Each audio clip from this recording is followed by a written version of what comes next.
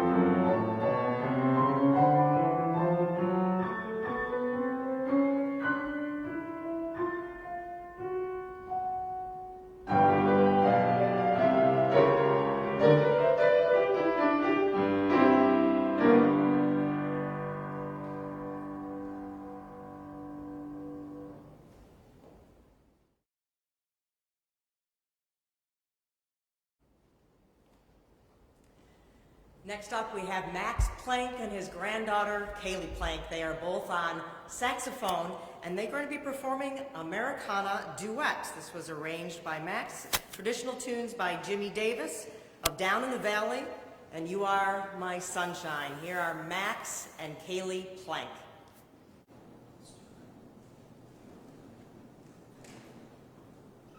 Thank you.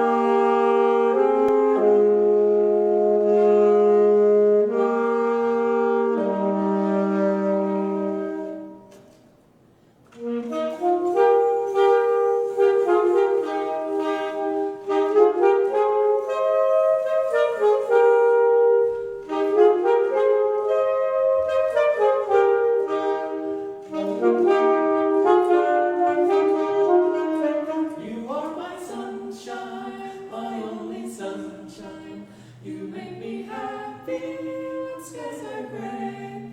You'll never know, dear, how much I love you.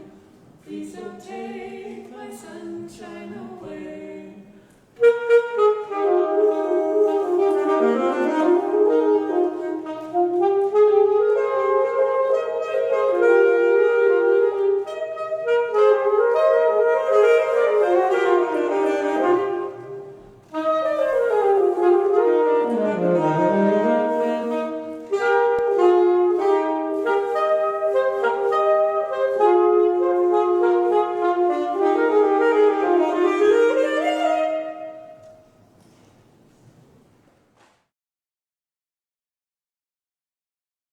Next up, we have Cynthia Standefer and her daughter, Katherine Grant on flute.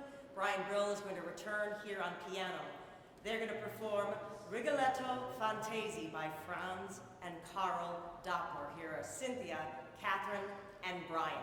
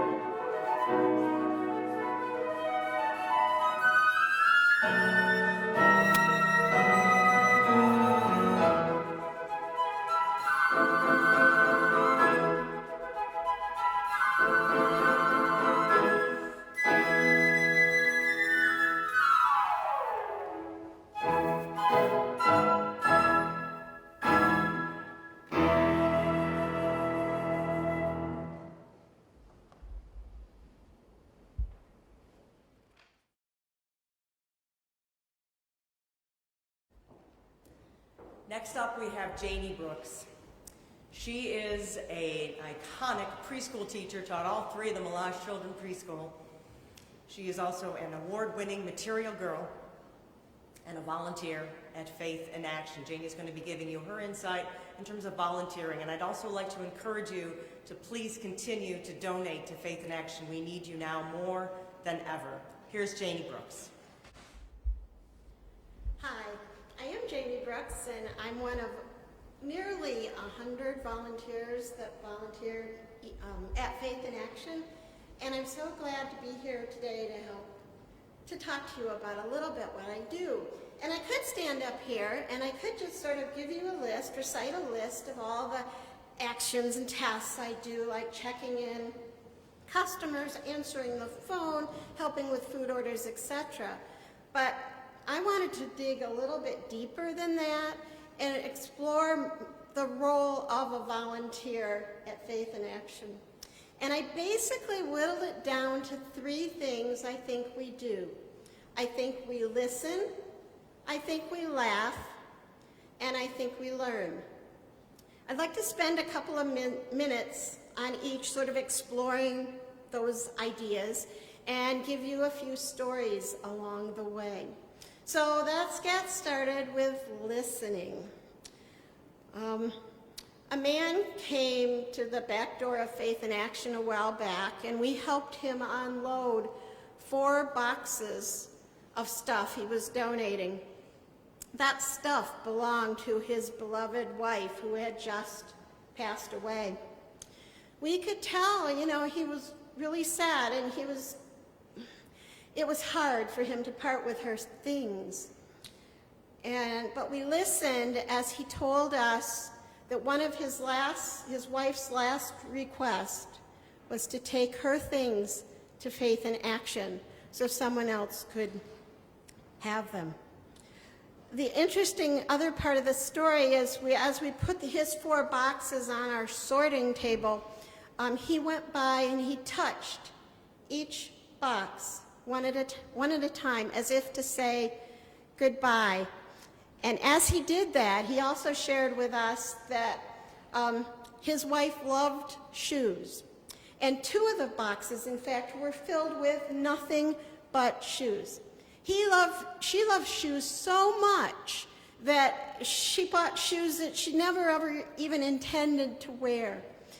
Well, telling us that story brought on 2 emotions that he had kind of at the same time. One was a little tear down his face, and another was a smile on his face. So we were glad that we were there to listen to him. That's an important thing I think we do at Faith in Action. The next thing I want to talk about is laughter. Okay, so a lot of important, serious stuff happens at Faith in Action all the time. There's important work going on, but also some funny things happen too. And I think there's some value and merit in recognizing them as well. So here goes. Okay, an example of laughter. This story, I named my stories. This story is called The Lava Lamp, Part 1 and Part 2. Okay, it takes place with the lava lamp that someone donated on our sorting table, and we're getting ready to put it out on a shelf in the store. This story has a cast of characters. There were 3 volunteers, including myself, 3 people shopping for clothes in the clothing room, and 1 unsuspecting lady just dropping off a box of donations. So there we were. Part 1 of the story is the base of the lava lamp. Metal, long cord, lightweight, that kind of thing. Part 2 of this story is the tall glass dome, thin, that was filled with a clear liquidy substance, and then neon green globs of something thick and oily that kind of danced in that other liquid. And oh, I can't forget like the 2 or 3 cups of glitter that were in that container as well. Well, here's what happened quickly. Someone picked up, a volunteer, and it wasn't me, picked up the lava lamp from the base and immediately recognized that part 1 of this story and part 2 of this story were not connected, unfortunately. So what happened is the glass part rolled off the base and onto the sorting table. Well, the person that had picked it up immediately reacted to that and dropped the base, which landed with a thud on the floor in an attempt to rescue the glass part before it fell on the floor. Well, that failed, unfortunately, and the glass fell, landed on the floor, and shattered into 1,000,000 pieces, releasing that ooze that was in there, and green gobs of ooze just started flowing on the floor, and then eventually breaking out in offshoots of lava traveling in all other directions. It was quite a sight to be seen. It reminded me of lava flowing down, cascading down a mountainside. Well, immediately, our cast of characters no longer existed. We weren't 3 volunteers, 3 shoppers, and an unsuspecting lady that had come in to make a donation. We were all united as one. And our mission was to contain that ooze and clean it up. Interesting little side note is after this happened, it wasn't the breaking of the glass. It wasn't even the commotion that happened after the glass broke that brought Nancy Paul, our former director of Faith in Action, down from her office upstairs. But instead, it was our laughter. Laughter is important. It brings people together, and laughter is definitely better when it's shared with other people. So, okay, my next story is called The Mango, To Be or Not to Be. And I brought my mango. Okay, a food client came in, and he'd been in before, and I knew that he liked fruit. So when we opened, he got the fruit from the fresh fruit place, and then when we opened the door to the freezer to get the meat that he wanted to take, I noticed in the door there were 4 Ziploc plastic bags containing cubes of some yellowish orange stuff surrounded by like a syrupy liquid. Mango. Of course it was mango. So I told him, I said, you ought to take one of these bags. You like fruit. Take one. And so he did. Well, 2 weeks later, he returned to Faith in Action, and he couldn't wait to track me down. He looked at me, and I looked at him. And the title of the story, To Be or Not to Be, well, it was not meant to be a mango. It was meant to be a butternut squash.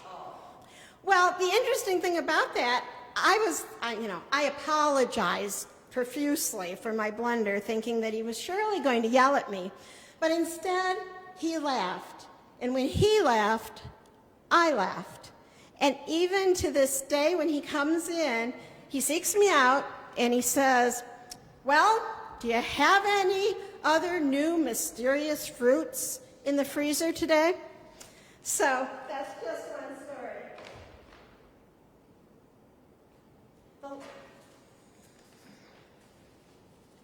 The last thing I want to talk about is learn.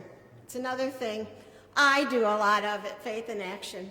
I learn a lot from being there. We are all different. Our very being is made up of about a billion zillion factors that influence who we are, what we believe, and how we live our lives. The challenging part of all this is understanding and relating to others when we're seeing them through our own lens. Anyway, here's my first story about that. I call it The Crazy Man and the Ham in the Back of the Freezer. Okay, so it was mid-November, something like that, and a man who had quite a large family came in, and we were, chatting, and we got again to this meat freezer, and we opened it up, and there, was the chicken, the hamburger, things he could choose from, which was fantastic. But I'm short, and I looked in the very bottom of the freezer in the corner, and there, sitting there, perfectly beautiful, was a huge ham. I mean, it looked delicious even when it was frozen. And so I pointed it out to him. I said, "Oh, look, there's a ham. Don't you want to take it?" He said no. I got to thinking, okay, there's got to be a reason. So I'm running down all these reasons in my mind why he possibly wouldn't want to take that ham. Okay, I got one. So I said to him, is someone in your family, do they have a problem with salt? No, he answered. Okay, cross that one off. So then I went and I looked, down my list of why isn't he wanting this ham? And I came up with the other one, and it had to be this one. I knew it had to be this one. So I said to him, I bet you don't like ham. He said, no, I love ham. My whole family loves ham. Okay, I was done. I had no idea what was going on with him. All I wanted to do was move to the next section of the Faith in Action pantry and deal with beans, because I figured the baked beans would be easier. I knew what I was thinking, and I didn't want to say anything, of course. But I'm afraid my body language said all he needed to hear. And so very kindly, very clearly, and very sincerely, he looked at me and he said, I don't want to take that ham. My family and I are living in a very, very tiny camper. That ham would not fit in the refrigerator, nor do I have an oven that it would fit in. So I don't want to take your ham today. I thank God and that not so crazy man for teaching me that lesson. My lens became a little clearer that day. I can see more clearly now, and I thank them for that. My very last story, and I'll be really brief because I think I'm probably running out of time, is called Weighing In on Macaroni and Cheese. So, cutting right to the chase on the macaroni and cheese story, which I have.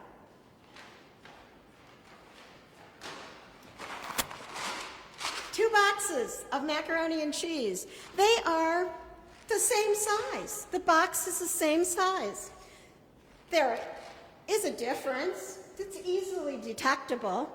The difference is this one is the regular macaroni and cheese. It has the elbow noodles. This one has shape pasta. In this case, it has paw prints or paw pasta in it. Great for kids, right? So when a lady came in, a mom, and she was shopping for a lot of people, and we passed by the macaroni and cheese, she automatically grabbed her allotted boxes of the regular stuff. Again, I thought, why? And she explained to me that there's a bigger difference in these macaroni and cheeses. This one has 7.25 ounces in it. It recommends it serves 3 people. This one has 5.5 ounces, and the recommending serving is only 2 people. She was interested in getting as much food product for her family, to feed her family, as she could. So she taught me that lesson.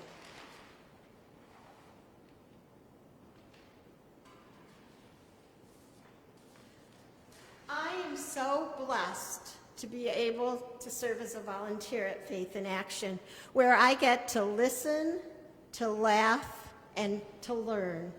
Every day I'm there. Faith in Action is perfectly described by its name. Faith in Action is faith in action.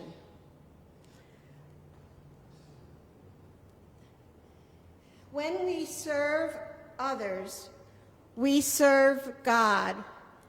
And as an added bonus, we get to enrich our own lives. Faith in Action is a special place, not just for some, but Faith in Action is a special place for everyone. And let me repeat that again. It's a special place for everyone. On behalf of all the volunteers at Faith in Action, I want to thank you for letting me speak with you today. And now I think it's time to hear some more awesome music. Thank you so much.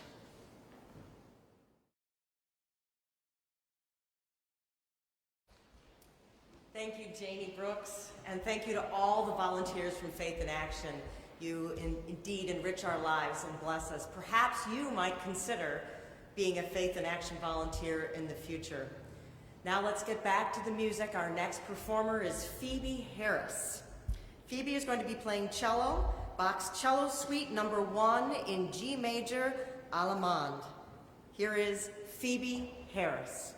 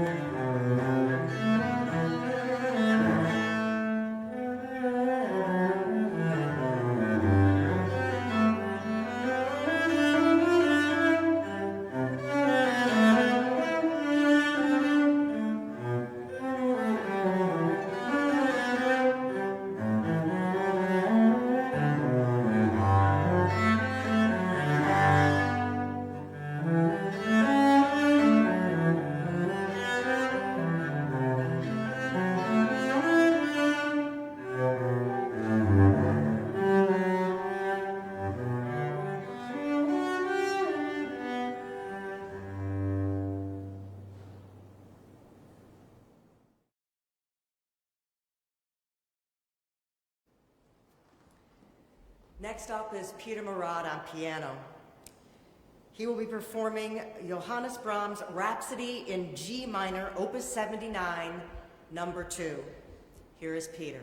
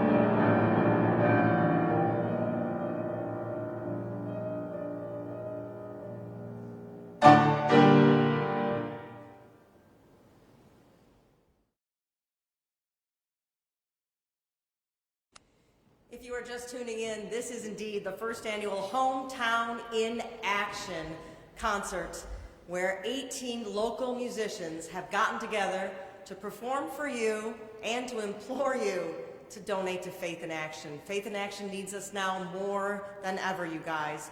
So I implore you to go to faithinAction1.org or drop off food or clothing right there at Faith in Action. I think the address is 603 South Main, 603 South Main. If you want to go old school and send a check in, that'd be okay too.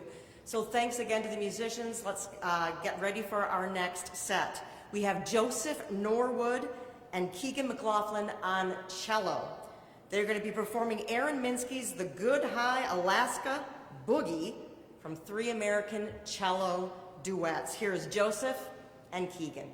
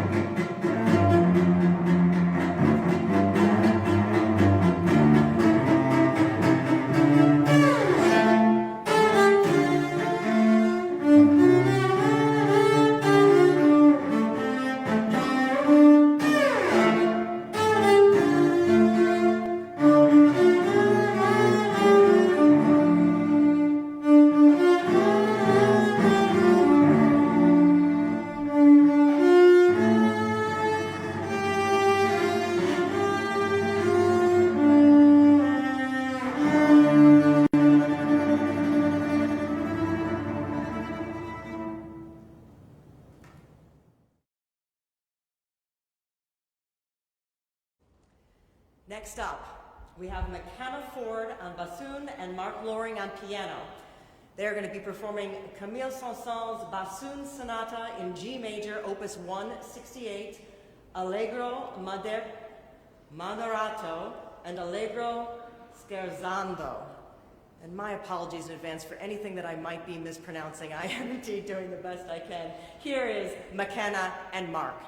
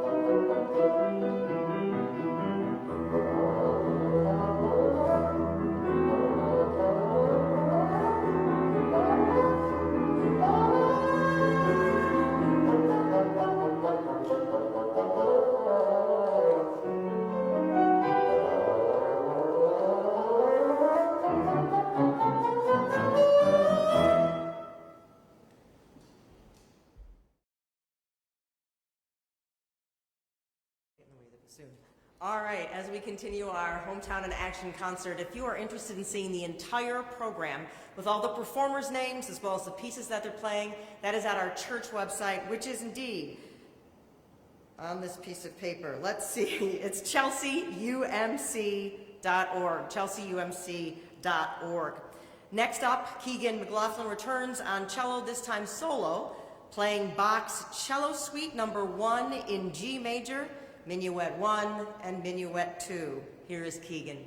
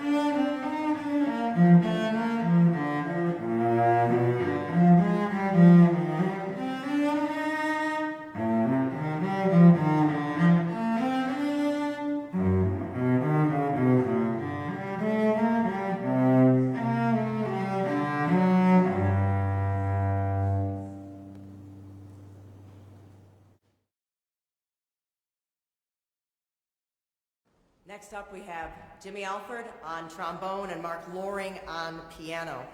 They're going to be performing Georg Philipp Telemann's Sonata in F minor, Andante Cantabile.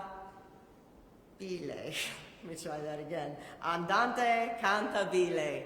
Here is Jimmy and Mark. Thank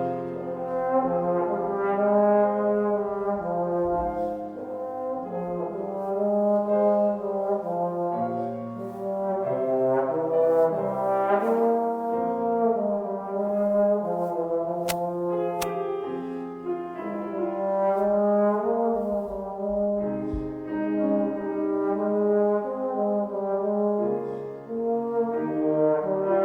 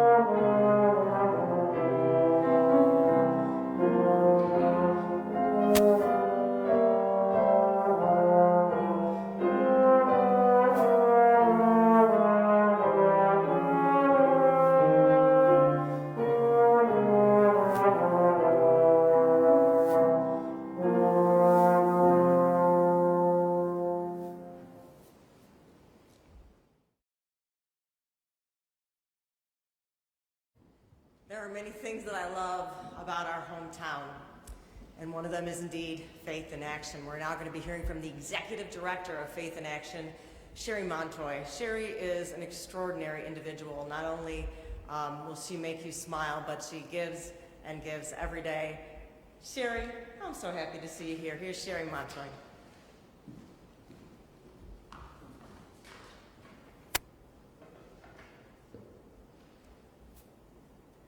Hello, I'm Sheri Montoye, the Executive Director of Faith in Action.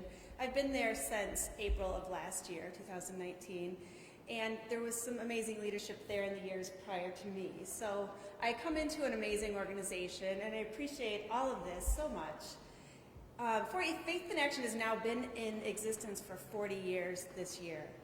Our mission continues to be, on our best of days even, to provide critical resources to alleviate the effects of hunger and poverty on people in our community here in Chelsea and in Dexter, and really all the areas around that, Chelsea and Dexter. Our main avenues of doing this are our food pantry and our free clothing room, and then our ability to really meet people where they are with nimble response to any other needs that might come up. We do this through a dedicated staff of great people, including social workers, which is really what makes us different from a lot of organizations out there. And we receive a lot of our funding locally from people like you, from groups, from churches. This is how we make things happen in our community. The funding that we receive helps keep us staffed. It keeps our buildings safe so that we can continue to do what we do. It helps us maintain our food supply. That money allows us to help people stay housed and not get evicted or lose their house. It helps us keep people's utilities on when they receive shut-off notices.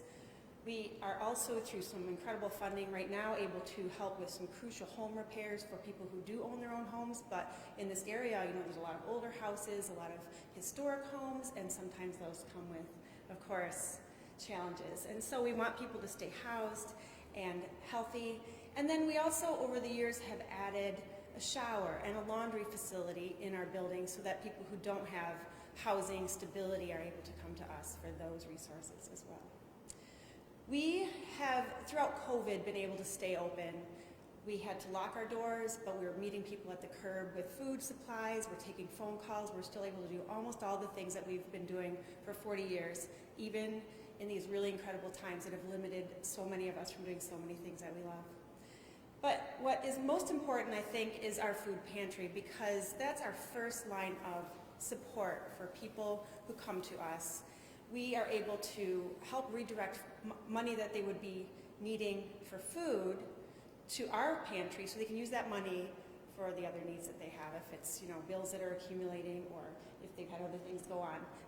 The food pantry is the first thing that we can offer them, and they can use their resources in other ways. So why do we do this? Up until about 1980, there wasn't really a structural something in place to help people who sort of showed up with need, either chronic, or maybe they were just passing through town or what have you. So the churches were kind of all replying and responding to those needs as they came up. But Reverend Jerry Beaumont, I wasn't there, so I didn't see it happen, but what we hear, what I understand from the stories I've heard, is that at St. Barnabas Church, Episcopal Church here in Chelsea, Reverend Jerry Beaumont was sort of seeing a lot of this need and started a room in the back where he could provide some of these resources. So that was awesome. And then realized, the churches in the area and other faith leaders realized there was a lot of this going on over and over again. And so what if they just sort of pooled their resources and created one central stopping point for people who needed resources? So they all worked together and coordinated the effort. That's really how it started 40 years ago. For people looking for help and needing help, it's really hard to ask for help. And so if any of you have ever had to ask for help, you know that that's true. And great things about Faith in Action that make it work is that we help people privately. We don't, blast it on the news of what we're doing with people. And we don't give them a lot of hoops to jump through. We try to make it fairly simple, because then they're able to maintain their dignity, because it's already hard enough to ask for help. And we really are able to get to the heart of issues and really help through sort of the methods that we have in place. Specifically, we have 2 social workers on site that I mentioned, and They hear so many stories. We send everybody to them first, and they are able to really, again, like I said, meet people where they are. You never know what story you're going to hear. We have such a huge variety of stories that people come to us with. Examples, just like in the last year that I've been there, are devastating divorces, unexpected situations like that, maybe domestic abuse or challenges like relating to relationships. We've had a number of people who had left Chelsea years ago and came back to sort of put everything on the line and move back here, and they realized it was incredibly expensive right now. Washtenaw County is an expensive place to live, and they kind of got stuck in between things. People who have unexpected job loss, and the average time to get a new job is around 8 months, and so that leaves a lot of gap in people's pocketbooks. Maybe an unexpected medical expense. Unexpected death of a partner who the house was all in their name or something like that. We've had those kind of situations. Somebody with something as simple as their car got hit and it was undrivable, and the wheels just fell off the bus the rest of their life because their car, which is, in rural Washtenaw County, it's a huge deal to have a car to get places, get where you need. Or other legal issues, that kind of thing. And then, occasionally we have people who are really just passing through town, sort of, we're not far from 94. And so we really just respond, maybe get them a bus ticket to really their next key place. So just all kinds of things, and what it reminds me of, it could be any of us. Some of these issues are things that happen to people all day, every day. You just never know when it might be you or your family. As the Beatles song says, it's a long and winding road. So I feel like that's a reflection of life, and we are there for when it gets a little too windy. So what we do is we help, we talk, we listen, we don't judge people, we keep things private, we use our social workers to really get to the meat of the issues. And a little testament to all of this is that during COVID, early in the months when people were starting to send us donations, they realized this was a big deal. We had at least 2 people who were former clients who sent us money with really moving notes about how much it was important that we help them, and they really want to be able to pass that on to somebody else. So I guess in summary, we have a lot of local funding, a lot of local resources. We do get money from Washtenaw United Way. We receive money from the Coordinated Funders, which is sort of a big United Way effort between a lot of partners. Community foundations and other things like that, but really it's those $5 to sometimes a few $1,000 donations from individuals like you, monthly gifts that people put in place through the website, or faithinaction1.org. There's lots of ways to do that through PayPal that are linked through our website. Estate and planned giving, there's some resources there and possibilities. A donation of a can of chunky soup, it's a big deal. It's really important to us. Maybe it's a whole bag of groceries or 10 bags of groceries. All of that is so important. And really, I can't say enough, creative community events like this are the things that really just keep it all going and really fill in between all the gaps that we have from all of our other resources. So thank you so much. We appreciate this very much.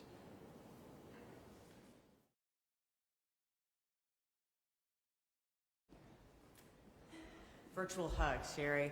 Thank you so much, Sheri. We can do this, you guys. We can help. We can make a difference. Imagine if we could help fill up Faith in Action's pantry.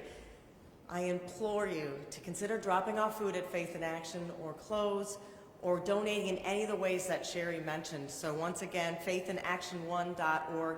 I encourage you to please do anything that you can. Faith in Action is a gem in our community and is always there for others. Let's be there for them today. Our next act is Megan Hayduk and Katie Ray Hayduk.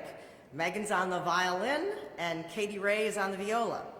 They are going to be performing Johann Halvorsson's Passacaglia for violin and viola. Don't laugh at me, girls. I'm trying, man. Couldn't any of them be easy like they're performing the Beach Boys tune that, no. They are performing Passacaglia for violin and viola. Here is Megan and Katie Ray.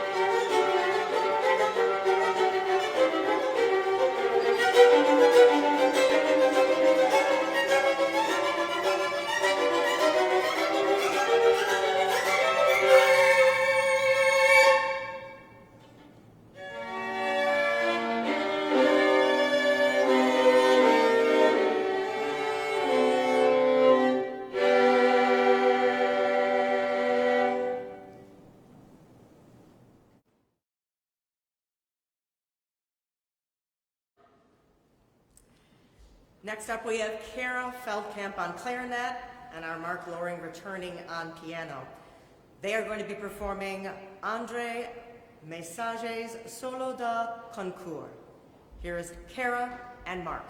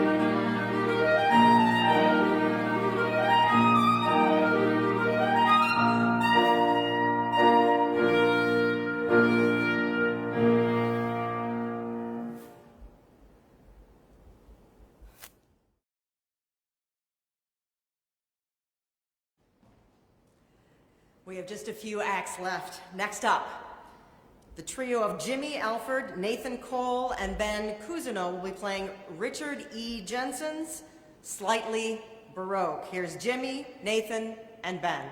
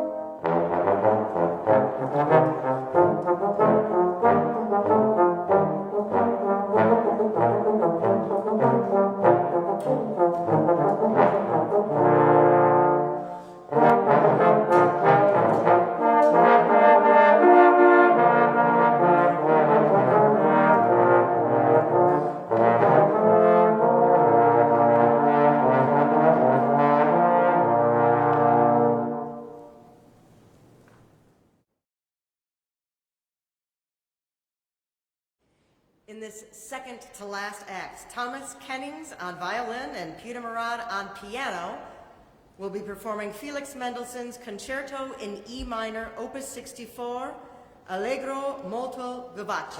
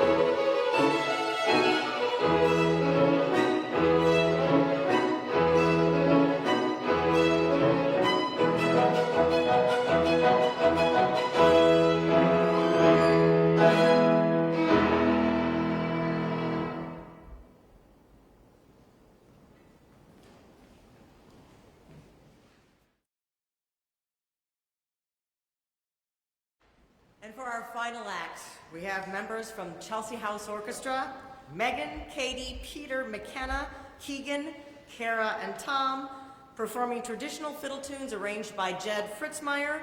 Here comes Windy Dances on the Highlands.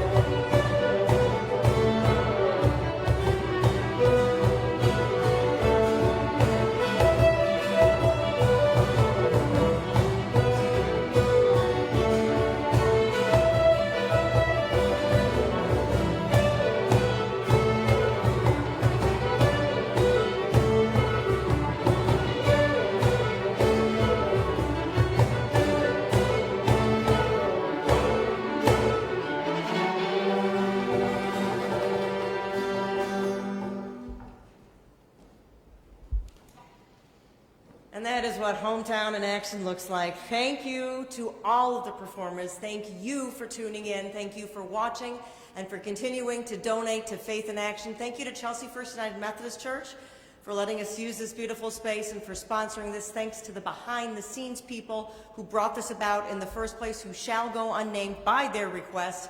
Thanks also to Janie Brooks and to Sheri Montoye for sharing with us the words that they did. And I thank you again for considering donating immediately and as often as you possibly can to Faith in Action. Until we meet again, may you all be well. Take care.